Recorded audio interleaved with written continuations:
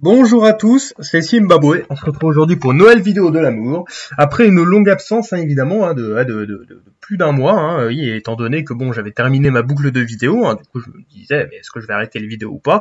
Mais finalement, j'ai décidé de reprendre, évidemment, donc avec mon format d'une personnalité à retenir, parce que vous savez que les gens vieillissent et des fois, ça arrive que des gens très célèbres meurent et on sait pas qui c'est et on a l'air un peu débile. Du coup, je suis là pour pallier à ce problème et pour voilà vous informer voilà sur des personnes qui ont fait leur temps, évidemment, mais qui ont eu une grande influence dans le passé. Et donc aujourd'hui, je vais vous parler d'une célèbre reine, évidemment, d'un pays d'Europe, évidemment, une reine qui est là depuis très longtemps, depuis des décennies, la fameuse Margrethe II, donc qui est la reine de Danemark depuis 1972. Eh oui.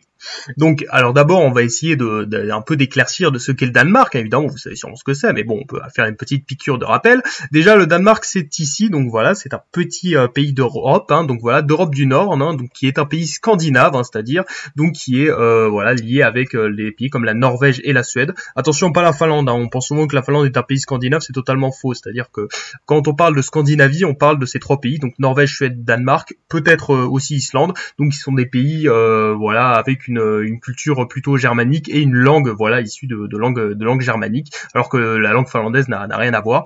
En tout cas, donc voilà, le Danemark est un pays voilà plutôt petit, mais qui a eu une grande influence, parce qu'il faut savoir que ce pays a notamment colonisé pas mal de terres, notamment le Groenland, évidemment, cette grosse étendue, voilà, qui fait presque 2 millions de kilomètres carrés, aussi les îles Féroé, et même si le Danemark, bon, c'est très petit, évidemment, si on prend que le territoire, et ben au final, si on prend le Groenland, et ben ils ont une superficie de 2,2 millions de kilomètres carrés, donc c'est quand même plutôt énorme. Et donc évidemment, comme vous l'avez appris, le Danemark est une monarchie constitutionnelle, évidemment, il en existe encore pas mal en Europe. On pense souvent que bon, il y a peut-être que l'Angleterre, mais en fait, il y en a d'autres, il y a aussi le Danemark, d'autres pays scandinaves et aussi d'autres pays voilà près de la France, il faut quand même le savoir. Et quelle est la monnaie du Danemark? Évidemment, le Danemark qui est dans l'Union européenne, et ben qu'est-ce que c'est? Et ben en fait, c'est la couronne danoise, absolument pas l'euro, parce qu'en fait le peuple danois a refusé par référendum, il faut savoir que il y a pas mal de référendums au Danemark, et c'était bien évidemment un pays qui est très développé, évidemment, au niveau d'IDH, du PIB par habitant, ils se mettent super bien, et c'est souvent considéré comme un des meilleurs pays pour vivre au monde.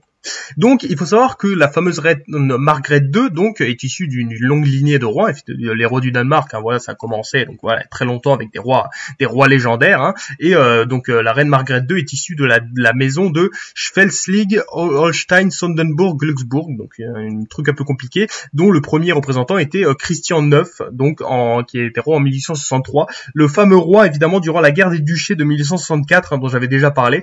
Christian IX qui est très connu aussi pour avoir voilà, il a été surnommé le beau-père de l'Europe, c'est-à-dire qu'il a eu plein d'enfants un peu partout et tout. Et du coup, donc Margrethe II, évidemment, comme toute reine de qualité, est issue donc d'une longue lignée, évidemment. Donc voilà, par sa lignée voilà paternelle, elle remonte voilà jusqu'au roi de Danemark, mais aussi par d'autres branches, évidemment. Elle a des trucs plutôt stylés. Elle descend notamment de Victoria du Royaume-Uni, la fameuse reine britannique du 19e siècle, évidemment, qui a eu plein d'enfants. Du coup, vous prenez n'importe quel roi ou reine d'aujourd'hui, elle a pour ancêtre Victoria.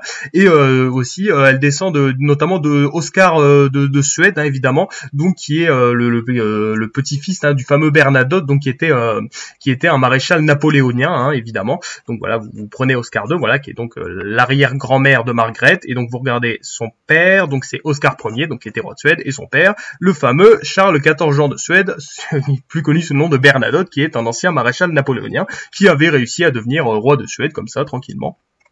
Et du coup, de ce fait, en fait, comme le fils évidemment de Bernadotte était marié voilà à Joséphine de Leuchtenberg, qui était donc la petite fille de Joséphine de Beauharnais, donc en fait Margrethe II descend donc notamment donc de la première femme de Napoléon, donc c'est quand même plutôt stylé. C'est ça qui est toujours marrant chez les rois, en fait, c'est qu'à chaque fois on retrouve des gens de partout en Europe, c'est toujours plutôt intéressant. Et donc Margrethe II a 80 ans, donc elle est née en 1940, évidemment dans un contexte plutôt compliqué de crise, mais elle a réussi à s'en sortir, et donc elle est devenue reine à l'âge de 32 ans. Mais il faut savoir que en fait, avant qu'elle devienne reine, il y a eu un référendum pour savoir si on devait l'accepter, étant donné que c'était une fille. Et donc en fait, son père, évidemment, donc Frédéric IX, a décidé de faire un référendum, parce que normalement c'était que les garçons qui arrivaient au pouvoir, et donc le référendum a été accepté, donc tranquillement, 78%, tranquillement quoi. Et donc Margrethe a pu devenir voilà reine de Danemark, évidemment. Bon, il faut savoir qu'évidemment au niveau de ses fonctions, elle a pas de vrai pouvoir, évidemment, comme tous les rois roi et reine d'Europe, hein, évidemment, surtout une fonction honorifique et symbolique parce qu'elle représente le peuple. Il faut savoir que c'est une reine particulièrement populaire, évidemment. Si on prend la famille royale, ils ont une très grande popularité, voilà, 80-90% d'opinion favorable. Hein. De toute façon, le Danemark, c'est un pays qui marche très bien, évidemment. Hein, il faut savoir que bon, elle est connue pour avoir pas mal de relations avec la presse, hein, évidemment, pour être très intelligente, pour être très cultivée, bien sûr, hein, aussi. Et aussi, voilà, après, elle est aussi critiquée parce que voilà, elle fume en public, donc des trucs comme ça. On se moque aussi de ses choix vestimentaires et aussi, on se moque aussi de son mari, parce qu'en fait, elle s'est mariée à un certain Henri de Laborde de Montpezat, donc qui est un Français, hein, d'origine française, et en fait ils se sont mariés donc voilà dans les années 60. Regardez comme il était magnifique ce mec. Sauf qu'en fait ce type, voilà, Henri en fait a été très critiqué au Danemark parce qu'il parle avec un léger accent français et ça c'est très critiqué. Et lui aussi, il se plaint de ne pas avoir assez d'importance. Et vraiment, pendant des dizaines d'années, des décennies, il y a eu des rapports conflictuels entre ce prince consort et donc la presse danoise. Hein, évidemment, il faut savoir que Margrethe et Henri parfois fuyaient dans un château en France, hein, évidemment, dans le Lot, il me semble. C'est quand même plutôt intéressant de savoir. Mais il faut savoir que ce Henri est mort il y a quelques années, donc coup dur pour lui. Mais en tout cas, Margrethe, donc voilà, est une reine très populaire, évidemment. Il faut savoir que voilà, elle est fan du Seigneur des Anneaux et elle a envoyé à Tolkien des dessins inspirés de son roman et ça a illustré l'édition danoise de 1977, donc ça c'est quand même plutôt stylé. Et bon, à l'âge de 80 ans, elle prévoit toujours pas d'abdiquer, même si évidemment, hein, elle sait qu'elle va peut-être bientôt mourir, et donc ce sera son fils aîné, hein, le prince Frédéric, qui la remplacera. Si on regarde donc la famille royale, on voit donc Margrethe II, donc qui est ici, voilà, qui est née en 1940, puis ensuite dans l'ordre de succession, donc c'est évidemment son fils aîné Frédéric. Ensuite en deuxième, donc on a les enfants de Frédéric, donc on a Christian, Isabella, Vincent et Joséphine, donc voilà, qui sont nés, voilà, qui sont très jeunes encore, qui sont encore des enfants. Et ensuite, donc en sixième place, donc là évidemment ça fait peu de chance d'arriver au pouvoir, mais pourquoi pas, on a le prince Joachim de Danemark, donc voilà, qui est le fils cadet. Ensuite, on a les enfants donc de Joachim, et enfin en 11e, on a la princesse Bénédicte de Danemark, donc qui est la sœur de Margrethe. Mais bon, ça laisse pas mal de marge, mais en tout cas voilà, c'est une famille très très intéressante et qui est encore très populaire aujourd'hui, hein, évidemment. Bon, après aussi ça vient peut-être aussi du fait que le Danemark est une très bonne situation économique, donc bon, ils s'en fichent un peu, hein. Je crois que le Danemark c'est 35% de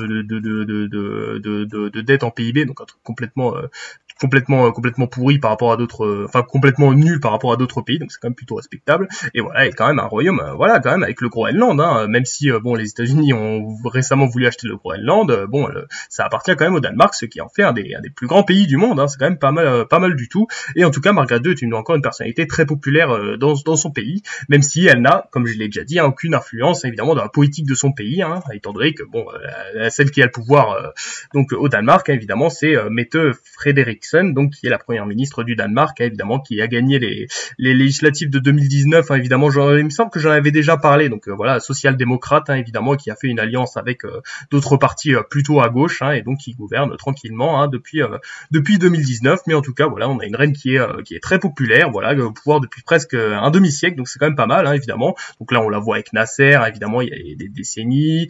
Ensuite, là, voilà, on la voit avec le président George W. Bush. Ici, on la voit avec